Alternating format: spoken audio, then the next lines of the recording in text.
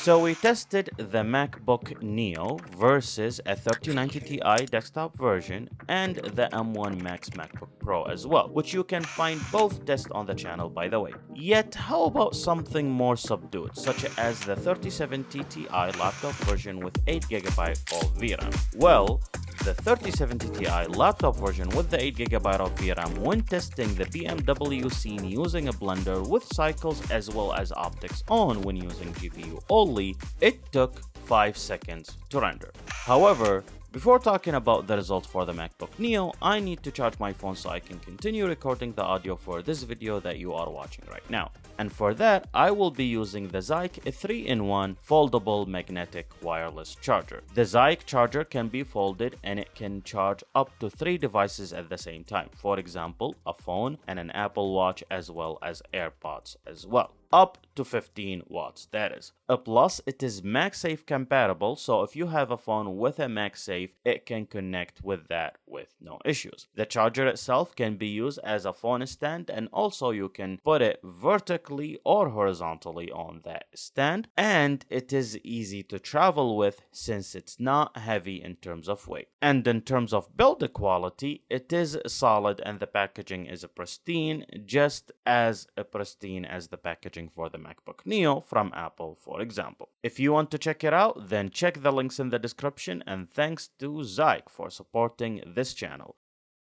Let's talk about the specs. The MacBook Neo comes with the A18 Pro chip and 8GB of RAM plus 256GB of storage for the price of $700, increased from the initial $600 that we had. And the reason for that is thanks to the RAM Armageddon that we are going through right now. As for the 3070 Ti, it comes with 8GB of VRAM enclosed in a Razer Blade 15-inch with 64GB of RAM and 6TB of storage, with an Intel Core i9 12900H 12th Gen CPU. As for the test that we will be doing, we will test the BMW scene and the Lone Monk project, which both can be downloaded from the links in the description below. And while you are there, hit the subscribe button and like the video as well, since that will help me greatly. Going into the BMW scene, it took 5 seconds to render using the 3070 Ti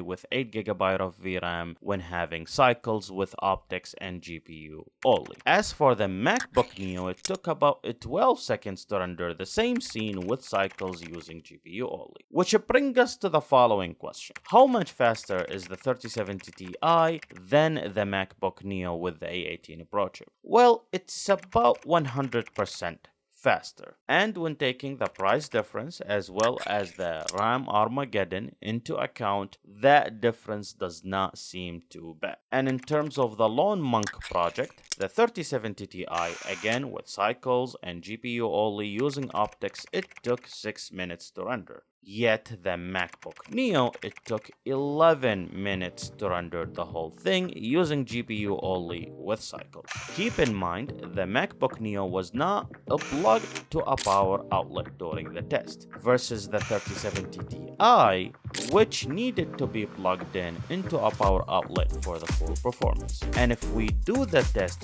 without plugging the 3070 Ti into a power outlet, the MacBook Neo won in both tests. Now you might ask, why not test the Junk Shop project? Well, that project does not render using the GPU only on the MacBook Neo, and I actually have done few videos about that which you can check on the channel itself. Yet, nevertheless, the final verdict for this test is that the 3070 Ti is faster than the MacBook Neo by about 100% while being connected to a power outlet, that is. Because if it's not plugged in, then it loses to the MacBook Neo with the A18 Pro chip.